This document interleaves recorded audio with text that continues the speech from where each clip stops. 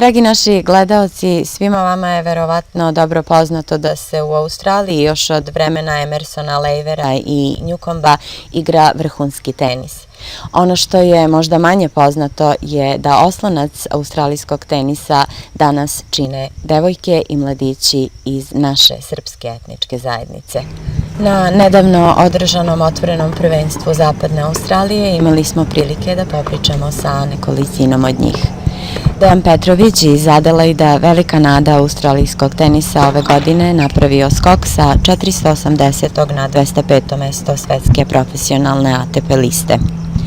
Goran Kovačević iz Sidneja, prvi reket Australije u kategoriji ispod 16 godina i istovremeno kapitan australijske reprezentacije.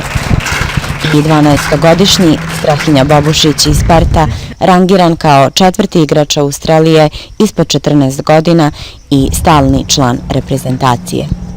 Prilog pripremio Miroslav Gatić.